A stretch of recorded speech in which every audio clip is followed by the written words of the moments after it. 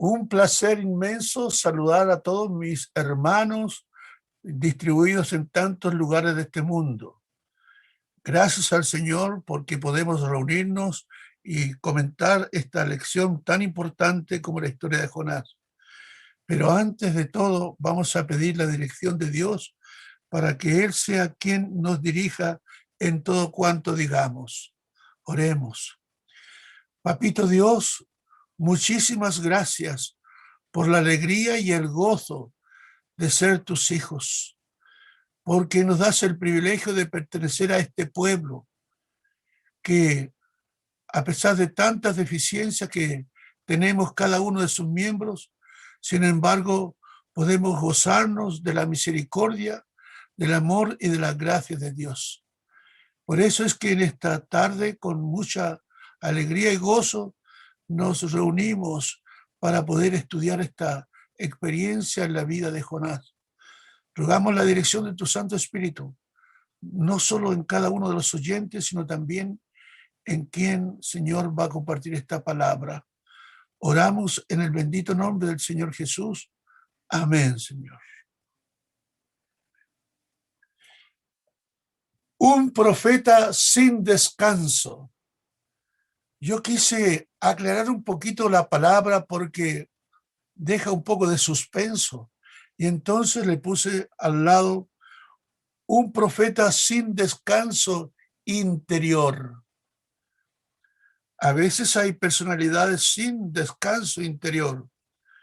Son personas hiperactivas que están llenas de ansiedad o de preocupaciones o de aprensiones, que están siempre ocupadas, ¿cierto? Haciendo una cosa, haciendo otra, ¿no? Que no se toman el tiempo para reflexionar. Si usted es una de esas personas, pues esta lección tiene grandes enseñanzas para usted. Aquí aparece el versículo de memoria diciendo, Dios respondiéndole al enojado profeta, y no tendré yo piedad de Nínive, aquella gran ciudad donde hay más de 120,000 personas que no saben discernir entre su mano derecha y su mano izquierda y muchos animales. En realidad, esta experiencia que nos cuenta la Biblia en el libro de Jonás es una experiencia que nos llama poderosamente la atención, porque tal vez usted se habrá hecho muchas preguntas respecto de Jonás, pero para mí una pregunta que es lo primero que asoma a mi mente es, ¿cómo pudo un profeta desobedecer al Señor tan abiertamente, de oponerse al llamado del Señor? Hay otro que fue en un tiempo profeta que se le llama el profeta desobediente y se refiere a Balaam. Pero aquí hay un profeta que es reconocido como tal, ¿no? Pero aquí aparece él desobedeciendo directamente la orden de Dios. ¿Por qué? Déjenme escarbar un poquito en el contexto. El contexto histórico nos puede alumbrar un poquitito. Los ascendientes de Jonás habían sido la mayoría llevados, ¿no?, como cautivos a intercambio de otra gente de otros lugares por los asirios, y habían asesinado, quitado la vida a miles de personas. Fue algo terrible. Los asirios se destacaban por su crueldad tremenda, impactante en la historia. Y de seguro que Jonás guardó esto en su corazón en algún rincón. Bueno, puedo decir, mejor dicho, probablemente. Y en su corazón no había ningún interés, al parecer, de querer ir a esa impía, cruel, mala y terrible ciudad, ¿no?, donde, aunque habían 120,000 personas, según Dios, de todas maneras, eso no quitaba el enojo que probablemente tenía Jonás. Tal vez allí puede ser que esté un poquito eh, la razón por la cual Jonás no quiso ir, ¿no?, a Nínive. Pero después la Biblia nos muestra que había otra razón, y es que Jonás conocía a Dios muy de cerca y sabía que Dios es grande en misericordia, en bondad, en apiadarse del pecador, de buscar siempre una salida para otorgarle perdón, salvación y restitución. Así que entre ambos pensamientos podemos sacar la razón por la cual, ¿cómo es posible que un profeta, no sé si estoy equivocado, pero pareciera que es el único registrado en la Biblia que desobedeció abiertamente al Señor? Yo diría aquí que podemos aprender en esta semana varias cosas acerca de Jonás. Jonás, un profeta que era un hombre de amor, mucho amor propio, de mucha enemistad, ya lo dije, hacia los ninivitas, de una dureza de corazón por las eventualidades que le tocó pasar seguramente, una desobediencia intencional de no querer cumplir la responsabilidad y un enojo egoísta para con Dios y un abierto interés en la destrucción de los ninivitas. Así que él predicaba con coraje, con fe, con fuerza, con vigor, porque tal vez alojado en un rincón de su corazón había este criterio, ¿no es cierto?, este interés de destrucción de los ninivitas. Y aquí tenemos como él, ¿no es cierto?, buscando tranquilizar su conciencia de una paz interior, busca la manera de hallarla huyendo a la dirección contraria donde Dios lo había mandado. Él huyó en busca de su propio descanso, de una tranquilidad emocional. Jonás fue un misionero, como dice la lección, asombrosamente exitoso. Yo no sé, me cuesta pensar que hubo alguien que en una campaña de 40 días, ¿no es cierto?, hubiese tenido tanto éxito como lo tuvo Jonás, pero él no estaba a gusto, ¿no? Él era una persona difícil y entonces buscó un barco para ir a Tarsis, huyendo, ¿no?, del lugar de responsabilidades por cumplir. Y nosotros sabemos la historia, todos conocemos la historia, yo creo, ¿no? Un fracaso total en esta empresa de huir a Tarsis y una prueba muy dura, ¿no?, el Señor le envió. Aquí tenemos a Jonás, ¿cierto?, que era un hombre que vivió en el siglo VIII antes de Cristo. Él sirvió en Israel como profeta y en su mente estaba la historia de lo que había ocurrido y, por supuesto, todos estos sentimientos encontrados había en él que no lo dejaban tener nada de simpatía hacia los ninivitas. Pero Dios le proveyó un espacio muy especial donde él pudo reencontrarse con sí mismo, pudo tener tiempo de reflexionar, de pensar, de evaluar su actitud, de darse cuenta de lo que había hecho. Y ese espacio especial fue dentro de un gran pez, sí, de un gran pez.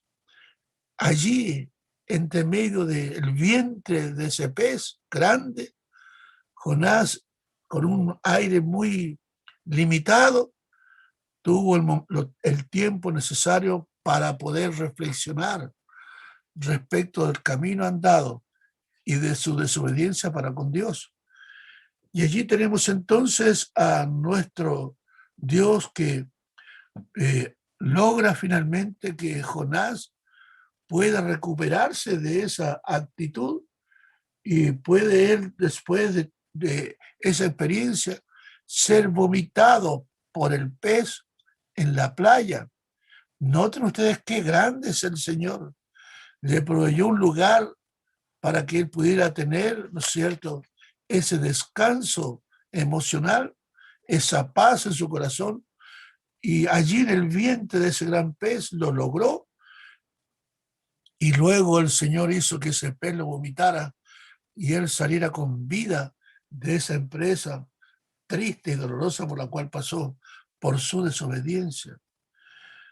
Ahora, Jonás en el vientre del pez, él hace una oración y él dice algunas cosas muy valiosas que quiero compartir. Noten, aquí dice, entonces oró Jonás a Dios en su oración desde el vientre del pez. Noten, y dijo, clamé de mi tribulación a Jehová y él me oyó. Del vientre del infierno clamé y mi voz oíste. Me echaste en el profundo, en medio de los mares, y me rodeó la corriente. Todas tus ondas y tus olas pasaron sobre mí. Y yo dije, echado soy de delante de tus ojos, pero aún veré tu santo templo. Las aguas me rodearon hasta el alma, me rodeó el abismo, las algas se enredaron a mi cabeza y descendí a los cimientos de los montes. La tierra echó sus cerraduras sobre mí para siempre. Pero tú sacaste mi vida de la corrupción, oh Jehová, Dios mío. Cuando mi alma desfallecía en mí, me acordé de Jehová y mi oración entró hasta ti en tu santo templo. Qué hermoso reconocimiento de Jonás cuando salió ya del vientre del pez, pudo, ¿cierto?, sentir la alegría y el gozo de que el Señor en su misericordia lo había rescatado. Bueno, y entonces vemos a un Jonás decidido y dispuesto a hacer ahora lo que Dios le había ordenado.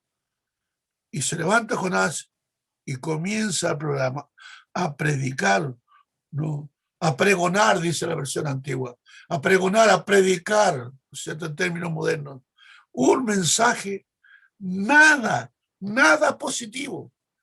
Era un mensaje negativo, abiertamente. Podría Jonás haber dicho, de aquí a 40 días, Nínive será destruida, a menos que se arrepientan. Pero pareciera que él no tenía esas palabras en su mente.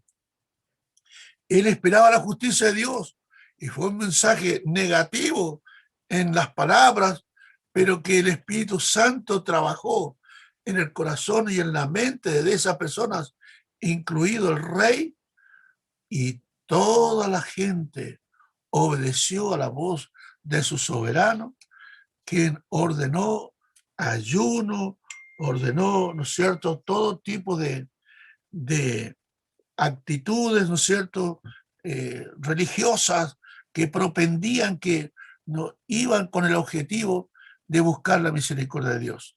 Aquí dice que el propio rey, dice, se vistió de saco, de cilicio, ¿no?, y echó ceniza sobre su cabeza. Es decir, tenemos aquí a un rey que fue impactado por el mensaje. Y el rey dio la orden de que todo Nínive, esas 120,000 personas, pudiesen hacer lo mismo, buscando la misericordia de Dios. ¿Pero cómo?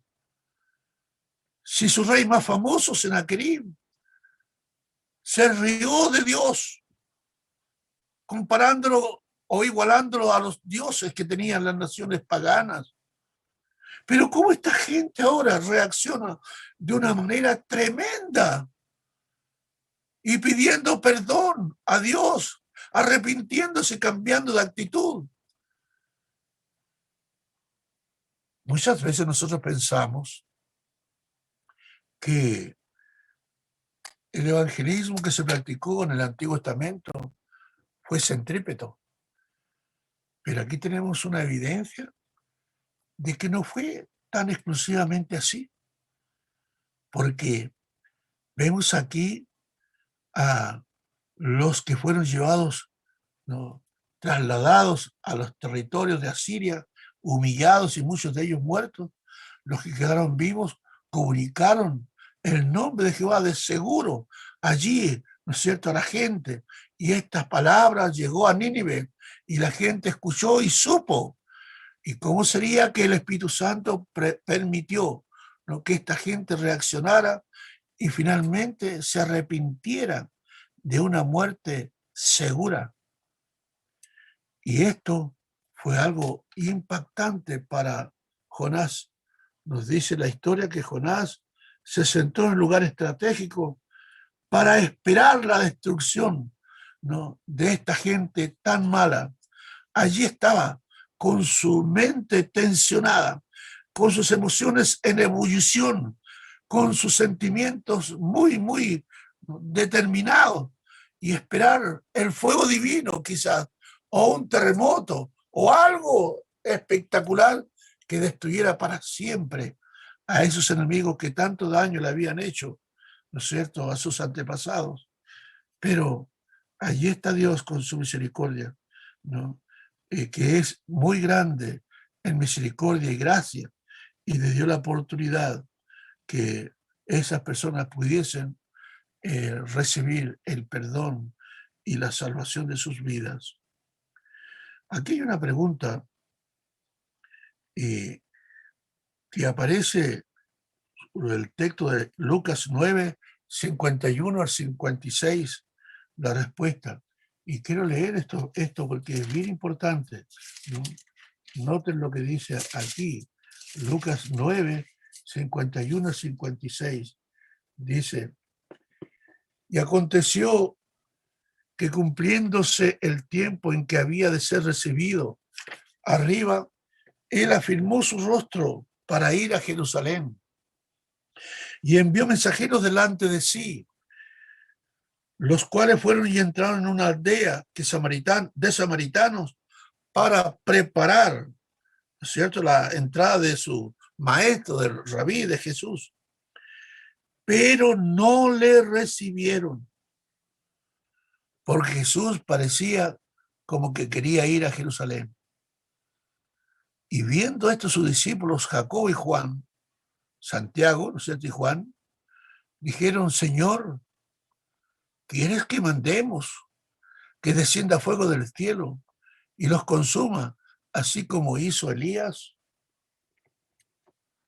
Oh, ellos querían, ¿no es cierto?, que Dios interviniera de una manera también poderosa y destruyera a esa gente de Samaria que no quiso recibir a Cristo. Jesús podía haber pasado allí y haberles dado la palabra en ese momento, pero ellos no quisieron. Y allí tenemos a Jesús escuchándoles pacientemente a ellos. Y noten que Juan y Santiago le dicen al Señor, ¿quieres que mandemos? Uy, ellos pensaban que tenían poder para hacer eso. ¿Quieres que mandemos? Como que había un alto grado de suficiencia y de equivocación en creer de que ellos tenían poder para hacer eso. Y por supuesto Dios podía darles poder, pero no para causar destrucción, sino para salvar vidas. Y aquí tenemos a estos hombres prácticamente repitiendo la experiencia de Jonás. Jonás se sentó a esperar que Dios destruyera a ese pueblo malo, incrédulo, perverso, cruel. Pero Dios no lo hizo. Jesús tampoco lo hizo. Y nosotros tenemos la historia de cuando Jesús llegó allí a Samaria en el encuentro con la mujer samaritana. Usó a este medio, una persona de esa misma zona geográfica, para que les llevara las nuevas de salvación de haber encontrado a Jesús.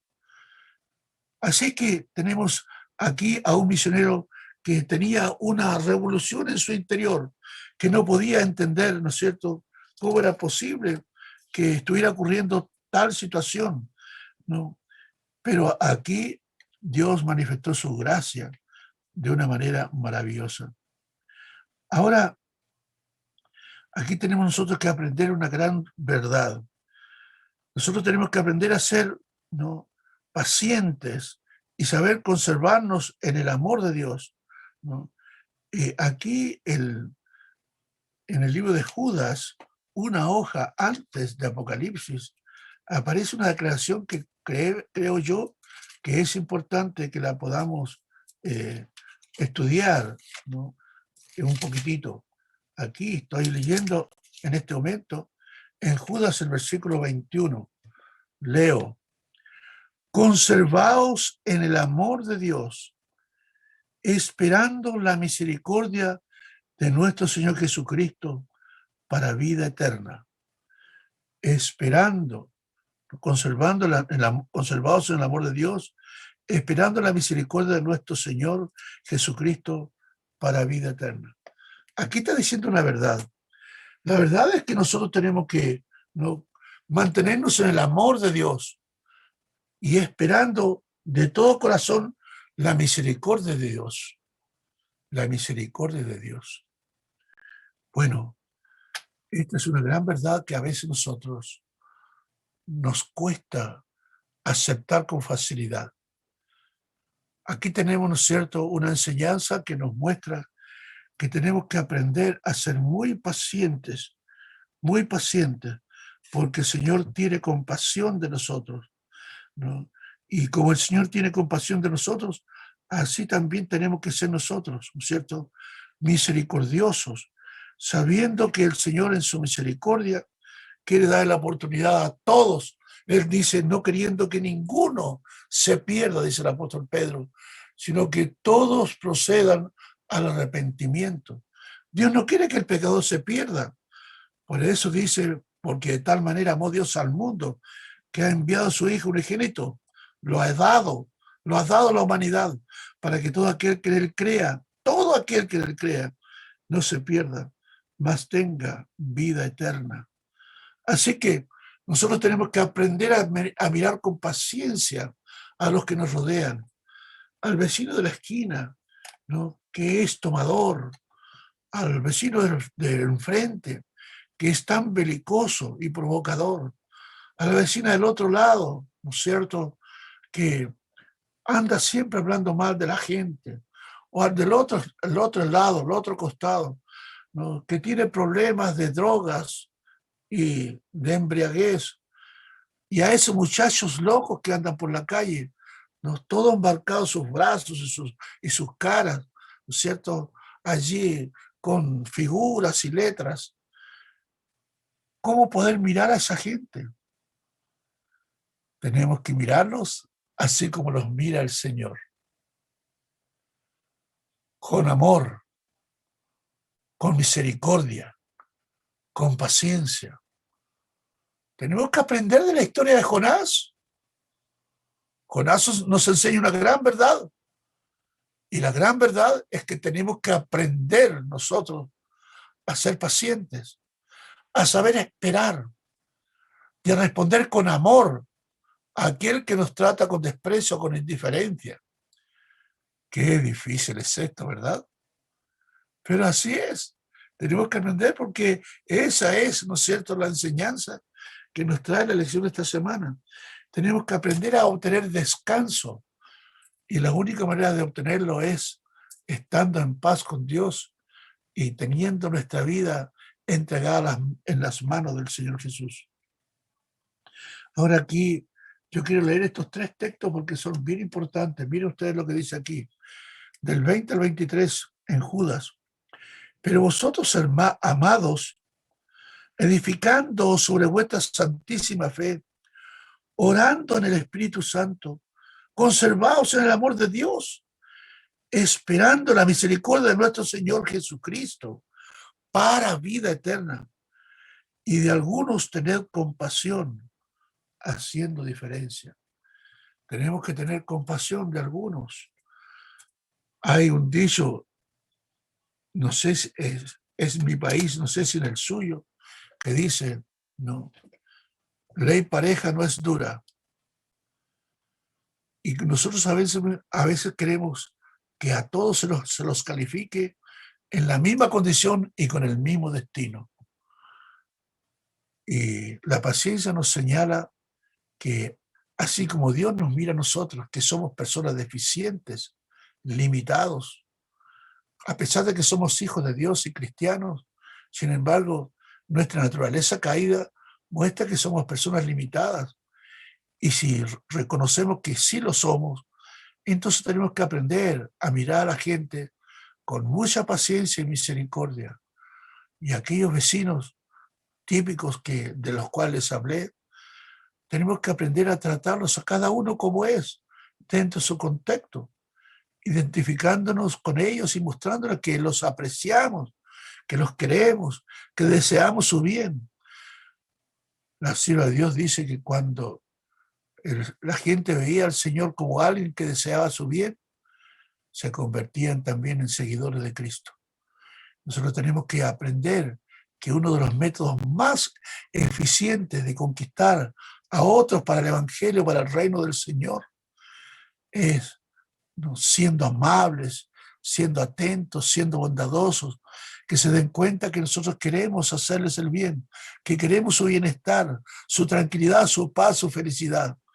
Cuando la gente nos ve así y se da cuenta que somos así por gracia de Dios, indudablemente comienza a abrirse. Y eso, amados hermanos, usted y yo, de seguro que lo hemos vivido. En estos mismos momentos, yo estoy sintiendo la bendición tremenda de tener aquí alrededor a vecinos míos, a quienes me les he acercado, les he hablado, los he tratado bien, y tengo de ellos una apertura y una disposición para escuchar de la palabra de Dios. Esto es algo práctico que tenemos que hacerlo. No tenemos que rebuscar palabras. Acuérdense lo que dijo el Señor, que cuando estemos enfrentados a tener que dar testimonio de nuestra fe, el Espíritu Santo pondrá las palabras. Tenemos que aprender, ¿no?, de las lecciones que aprendió Jonás, porque el Señor, no, tenemos en el Señor a un Dios lleno de misericordia, de amor, de gracia, que quiere salvarnos, que quiere redimirnos, que quiere levantarnos, elevarnos a la condición de hijos e hijas de Dios. Bueno, ahora yo quiero cerrar, ¿no?, el tema leyendo con ustedes lo que aparece en la lección del día viernes. Noten ustedes aquí, hablando de Jonás, el encargo que había recibido imponía a Jonás una pesada responsabilidad, pero quien le había ordenado que fuese podía sostener a su siervo y concederle éxito. Junto con la capacitación, dice la sierva de Dios, viene el poder. Si se nos ha asignado una responsabilidad en la iglesia o una misión que tenemos que cumplir con alguien específico, o si tenemos que ir a golpear puertas, no tengamos temor, no desmayemos, porque si creemos que Dios interviene a través de diferentes personas, ministros del Evangelio, líderes de la iglesia, o alguna voz de algún hermano sencillo que nos muestre una necesidad que podemos suplir, no tengamos temor. Vamos, no huyamos como Jonás. No paguemos el precio del pasaje en un barco para alejarnos de la responsabilidad. Es decir, no nos encerremos en nuestro hogar o huyamos para otra parte. Asumamos la responsabilidad asignada. Creamos que es una responsabilidad que Dios tiene para nosotros y que Él nos va a capacitar para tener éxito. Si el profeta hubiese obedecido sin vacilación, se habría ahorrado muchas experiencias amargas y habría recibido abundantes bendiciones. Sin embargo, el Señor no abandonó a Jonás en su hora de desesperación. Mediante una serie de pruebas y providencias extrañas, debía revivir la confianza del profeta en Dios y en su poder infinito para salvar. Mi hermano, mi hermana, yo quiero que usted piense en esto. El Señor tiene muchas pruebas y providencias extrañas para nosotros, para hacernos enmendar nuestras equivocaciones y nuestra, ¿qué diría?, porfía por no hacer lo que el Señor nos quiere, ¿no?, ordenar. Miles de personas pueden ser alcanzadas en la forma más sencilla y humilde. ¿Cuántos dice aquí? Miles de personas. Los más intelectuales, quienes son considerados los hombres y las mujeres más talentosos del mundo, son frecuentemente refrigerados por las palabras sencillas de alguien que ama a Dios y puede hablar de ese amor tan naturalmente como el mundano habla de las cosas que más profundamente le interesan. Así es que, mi hermano, no tenga temor. Si Jehová está con nosotros, ¿quién contra nosotros? Si el Señor es mi retaguardia, ¿por qué puedo desconfiar que voy a recibir golpes a mi espalda? El Señor nos está protegiendo. El Señor nos está llamando para que nos convirtamos en evangelistas como Jonás. No de grandes multitudes, no de miles de personas, sino en evangelistas personales que lleguen al corazón y puedan resolver la necesidad de las personas, entregándoles a Cristo como Salvador personal. Aquí hay una pregunta que dice, ¿un profeta de Dios que está molesto porque el pueblo al que Dios los llamó para dar testimonio aceptó la salvación? ¿Cómo entender esta actitud de Jonás? Dios también tiene Jonases en su iglesia. ¿Cómo convivir y caminar con ellos? Con esas personas que no quieren hacer caso, que se les invita a la obra misionera. Es muy típico ver esta realidad, ¿no? Un ministro del Evangelio, un predicador, presenta un mensaje lleno de poder de Dios e invita a los hermanos a que se reúnan a las 3 de la tarde para salir a hacer obra misionera. Y él llega lleno de confianza, de fe, que el Señor lo dirigió en el mensaje y que va a tener resultados. Y casi siempre ocurre que hay 2 o 3 personas en la iglesia. De todos los que escucharon el llamado, todos esos que no fueron, en cierto modo representan a Jonás, que han oído de la voz que les hablaba a su corazón. Así es que nosotros somos llamados a ser diferentes de él por la gracia de Dios, a aceptar el llamado del Espíritu Santo. Aquí aparece algo interesante. En el libro de Judas aparece algo. Dice, ¿cuál es el mensaje esencial del libro? ¿Por qué este mensaje es relevante para nosotros como iglesia? Allí nos hablan en el libro de Judas, que es muy cortito, el espíritu de rebelión satánica, descrito por las personas que son como engañadores, ¿no? Y desde su caída, ¿no? Debe ser desenmascarado, y se refiere a Satanás, ¿no? Satanás fue el engañador por excelencia, que desde que él cayó hace uso, ¿no es cierto?, del engaño, y esos engaños satánicos deben ser desenmascarados por los fieles, quienes, ¿no es cierto?, se están preparando para la segunda venida de Cristo. Nosotros somos llamados en esta hora para decir la verdad, tal cual está en su palabra. Tenemos que ser valientes y no eludir nuestra responsabilidad, porque mi amado hermano, y termino con estas palabras, vamos a llegar al cielo por la gracia de Dios, pero nadie va a llegar con su corona sin estrellas. Y Dios tiene estrellas para usted, que Él quiere que usted luzca en su corona cuando Cristo venga a buscarnos. Por favor, por misericordia de Dios, escuche la voz del Espíritu Santo que le habla y le llama a desconcentrarse de su propio yo, a olvidarse de sus propias comodidades, a no mirar su propia tranquilidad y paz. Busque la manera de contactar a alguien, hablarle de Cristo, abrirle su corazón, decir las verdades con amor. Y tal vez Dios tenga en esa persona una y muchas otras estrellas que usted ha de lucir en la corona que el Señor espera poner sobre su cabeza cuando Cristo venga a buscarnos.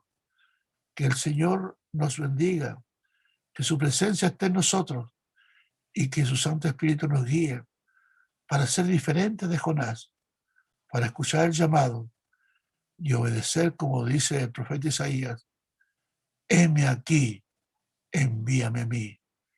Que el Señor nos bendiga, que tenga un buen descanso sabático, que la presencia de Dios esté en su vida y lo prepare a usted y a mí para ser testigo de su palabra y para poder estar listos para encontrarnos con el Señor Jesús en gloria. Que Dios les bendiga. Muy buenas noches. Que la presencia del Espíritu Santo quede con ustedes ahora y siempre. Ese es nuestro deseo. Les ha hablado el pastor Ciro Avilés. Estoy aquí con ustedes listo para servirles y poder atender a cualquier necesidad espiritual por la cual podamos orar. Bendiciones. Buenas noches. Que el Señor les bendiga.